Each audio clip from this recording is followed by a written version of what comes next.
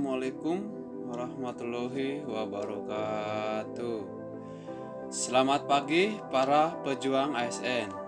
Hari ini adalah Rabu tanggal 3 Juni 2020. Kali ini saya akan membacakan pengumuman penerimaan calon taruna-taruni Sekolah Kedinasan Politeknik Ilmu Pemasyarakatan Poltekip dan Politeknik Imigrasi Poltekim Kementerian Hukum dan Hak Asasi Republik Indonesia. Yang perlu kalian ketahui bahwa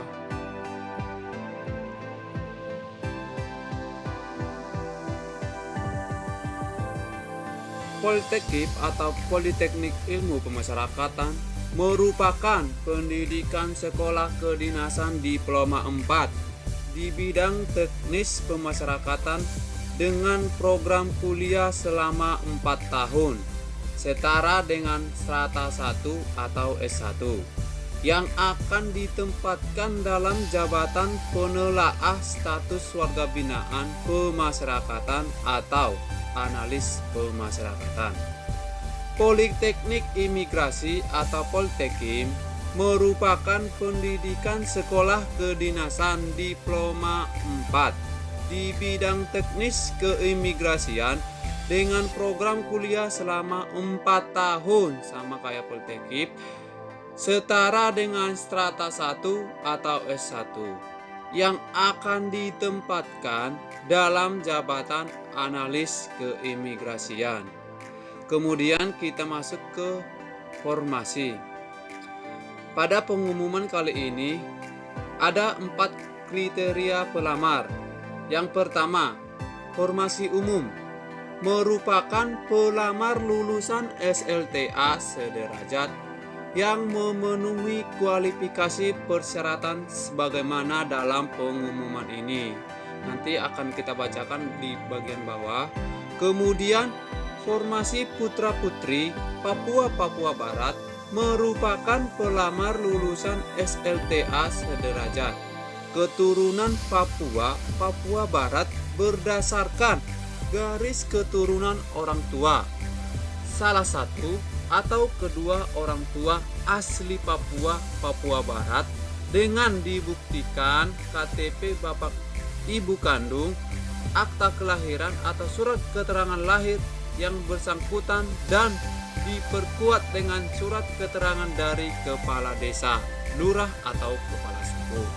Kemudian ada juga formasi pegawai, merupakan pelamar yang telah diangkat sebagai pegawai negeri sipil Kementerian Hukum dan HAM dan memenuhi kualifikasi persyaratan sebagaimana dalam pengumuman ini.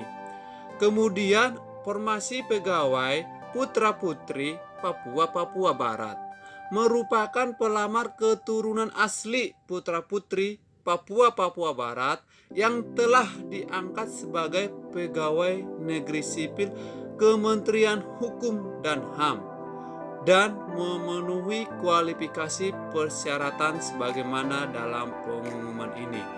Kemudian apa yang menjadi persyaratan dalam pengumuman ini? Yang pertama, wajib warga negara Republik Indonesia. Kemudian pria dan wanita, bukan yang lainnya ya. Yang ketiga, pendidikan SLTA sederajat. Yang termasuk SLTA sederajat adalah SMK, SMA ataupun juga paket C. Kemudian usia dengan ketentuan sebagai berikut. Untuk formasi umum dan formasi putra-putri Papua Barat, usia pelamar pada tanggal 1 Juni 2020 serendah-rendahnya 17 tahun dan tidak lebih dari 22 tahun 0 bulan dan 0 hari. Dibuktikan dengan akta kelahiran atau surat keterangan lahir. Terus bagaimana kalau lewat 1 hari, terus kurang 1 hari? Itu tidak bisa alias auto gugur.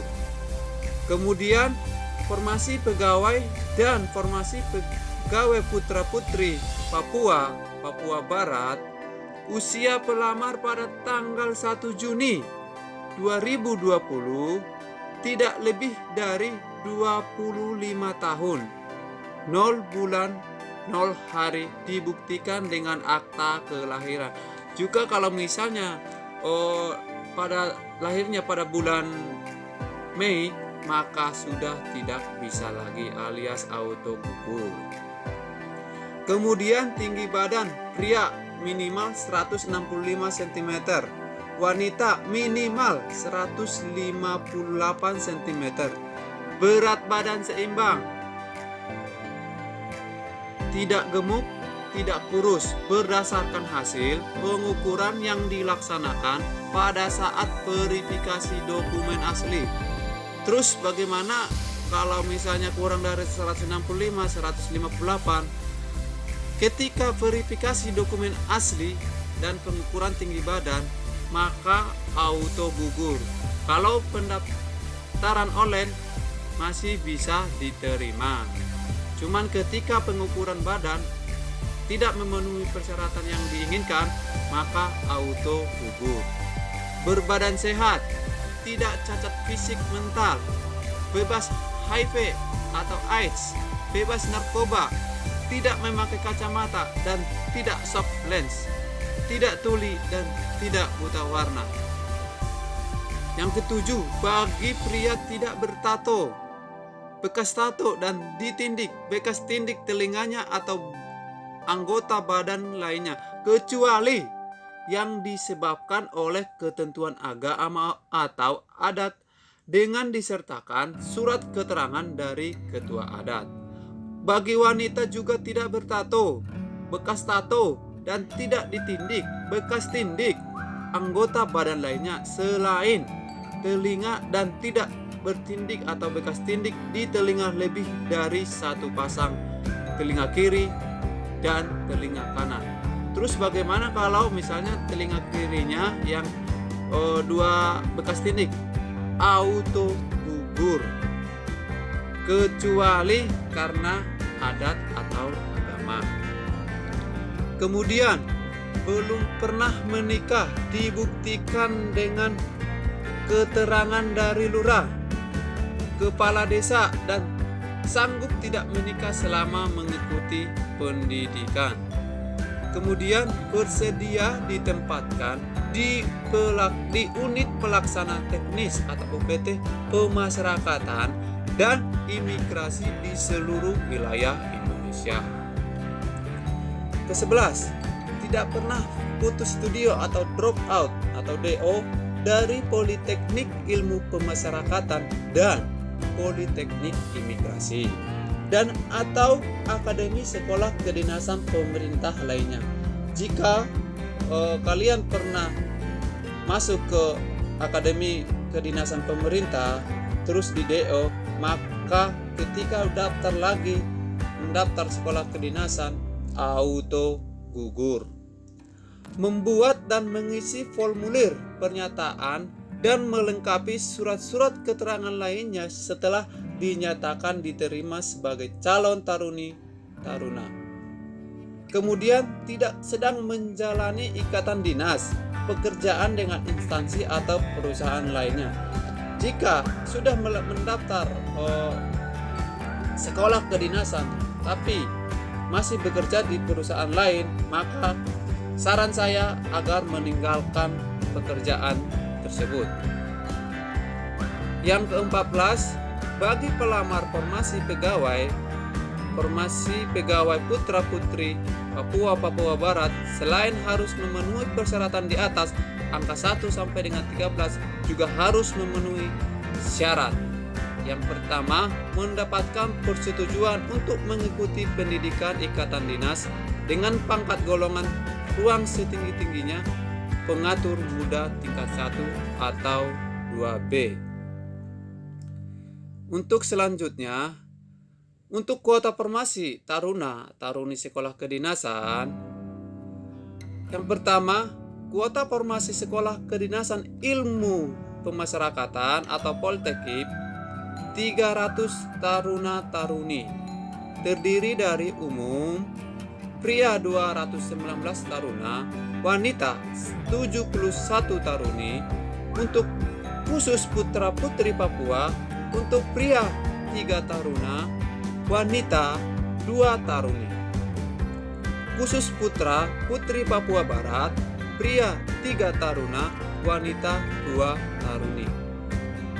Untuk kuota formasi sekolah kedinasan Politeknik Imigrasi atau Poltekkip juga 300 taruna taruni, terdiri juga dari umum pria 219 taruna, wanita 71 taruni. Untuk khusus putra putri Papua, pria 3 taruna, wanita 2 taruni. Khusus putra putri Papua Barat, pria 3 taruna, wanita 2 taruni. Kuota formasi pegawai sekolah kedinasan Politeknik Ilmu Pemasyarakatan atau Poltekkip membuka 50 taruna-taruni, terdiri dari umum pria 32 taruna, wanita 8 taruni. Khusus putra putri Papua, pria 4 taruna, wanita 1 taruni. Khusus putra putri Papua Barat, pria 4 taruna, wanita 1 taruni. Untuk kuota formasi pegawai sekolah kedinasan untuk ilmu keimigrasian tidak dibuka. Kemudian untuk tata cara pendaftaran, pelamar umum wajib melakukan pendaftaran secara online melalui portal dikdin.bkn.go.id dan mengunggah dokumen yang dipersyaratkan mulai tanggal 8 sampai 23 Juni. Tanggal 8 sampai 23 Juni. Jangan sampai kelewat. Khusus bagi pelamar formasi pegawai dan formasi pegawai putra-putri Papua Barat melakukan pendaftaran, unggah berkas lamaran dan cetak tanda bukti pendaftaran secara online dimulai tanggal 8 sampai 23 Juni 2020 pada portal catar.kemenkumham.go.id. Yang ketiga, pelamar hanya boleh memilih satu pilihan sekolah kedinasan. Apabila terdapat kesalahan dalam memilih sekolah kedinasan, maka akan menjadi tanggung jawab pelamar sendiri. Panitia tidak dapat merubahnya, dan apabila memilih lebih dari satu pilihan sekolah kedinasan, maka pelamar tersebut secara otomatis dinyatakan gugur, tidak dapat mengikuti tahapan seleksi administrasi. Nah, kemudian unggah dokumen terdiri dari, saya sarankan ke teman-teman, unggah dokumen, baca dengan teliti. Jika tidak teliti, auto gugur. Yang pertama, surat lamaran bermaterai 6.000 ditujukan kepada Menteri Hukum dan HAM Republik Indonesia di Jakarta dan ditandatangani dengan pena warna hitam. Pena warna hitam, bukan warna biru atau warna lainnya. Format lamarannya dapat diunduh di catar.kemenkumham.go.id. Nanti format lamarannya saya cantumkan di deskripsi. Dokumen yang diunggah adalah asli, yang asli, bukan fotokopinya. Kemudian kartu tanda penduduk elektronik (EKTP) atas surat keterangan telah melakukan perekaman kependudukan secara elektronik asli yang dikeluarkan oleh pejabat berwenang. Kalian harus memastikan memiliki EKTP dan KK yang asli. Pastikan sudah terdaftar. Jika belum terdaftar, segera kunjungi Disduk Capil. Kemudian ijazah harus asli. Bagi lulusan luar negeri memiliki ijazah berbahasa asing, melampirkan pula surat penyetaraan bersamaan ijazah dari pejabat yang berwenang. Bagi pelamar atau peserta lulusan SLTH tahun 2020 sebagai pengganti ijazah wajib melampirkan surat keterangan lulus asli yang ditandatangani oleh kepala sekolah. Kemudian akte kelahiran harus asli, bukan dari bidan atau puskesmas, tapi dari Dinas Kependudukan dan Catatan Sipil. Kemudian surat keterangan belum pernah menikah ditandatangani oleh lurah, bukan ditandatangani oleh pelamar atau ketua RT atau orang tua. Kemudian surat pernyataan 6 poin dari semua yang disebutkan harus ditandatangani dengan materai 6000.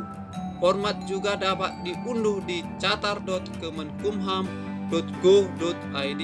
Dokumen yang diunggah harus asli. Kemudian pas foto berlatar belakang warna merah untuk Poltekim dan warna biru untuk Poltekim. Ini kalian jangan warnanya kebalik ya. Ketika melamar di Poltekim tapi warnanya biru, auto gugur.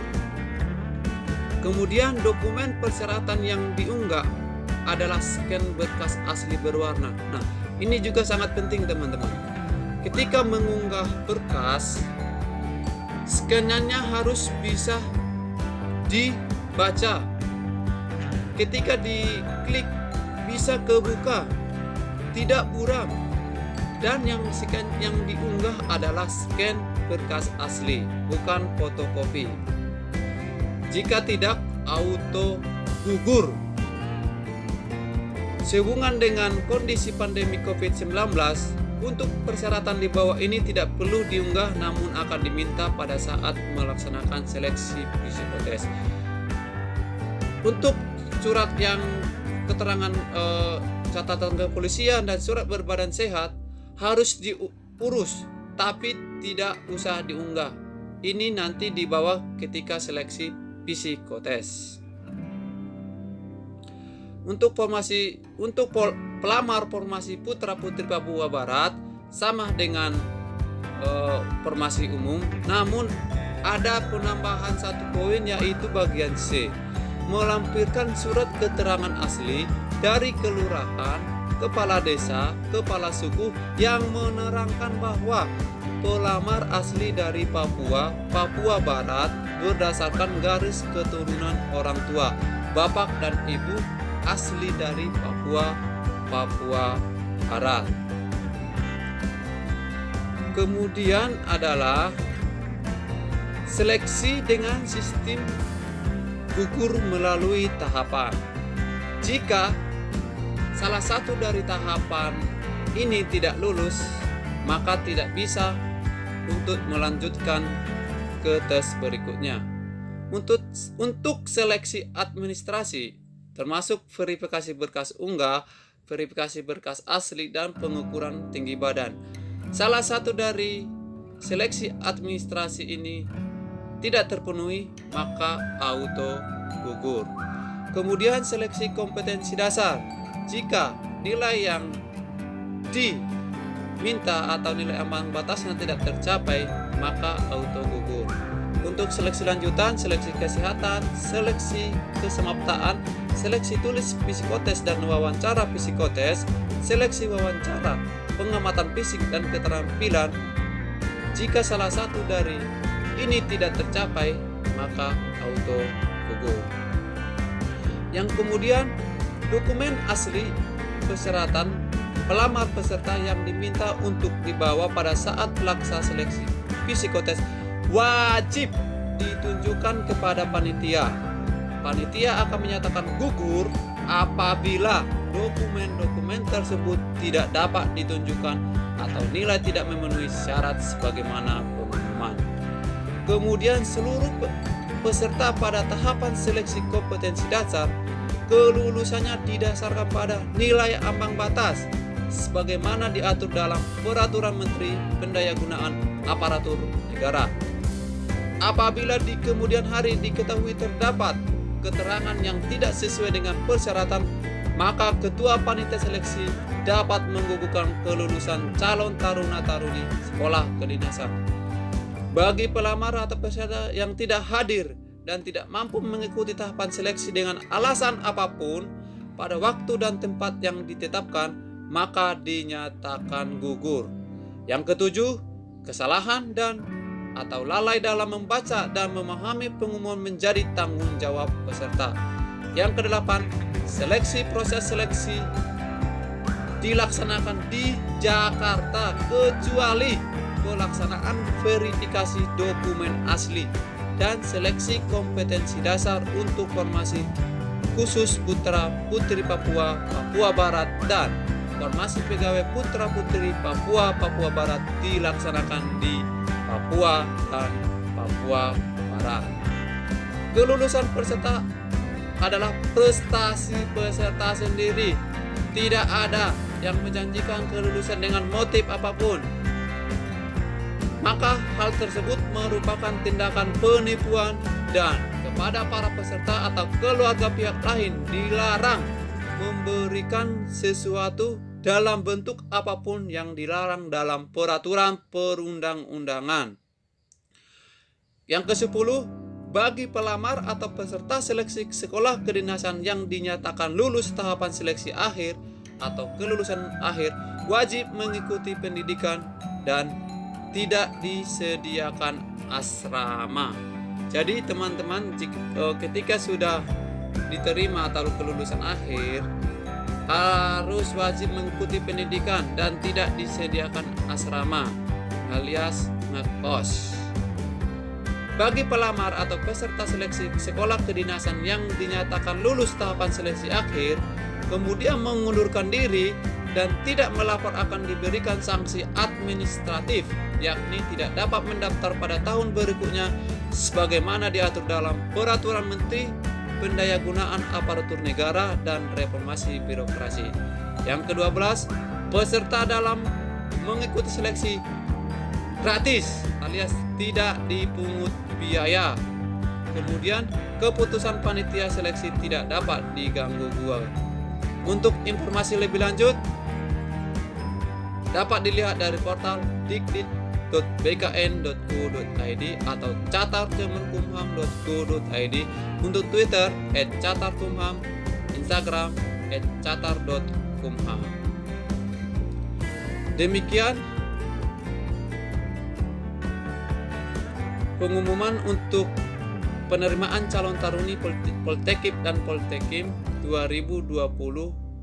Semoga adik-adikku semua atau kawan-kawan semua untuk tahun ini dapat diterima menjadi seorang ASN. Jangan lupa like, subscribe, dan komen. Jika ada pertanyaan, tanya saja di kolom komentar. Wassalamualaikum warahmatullahi wabarakatuh.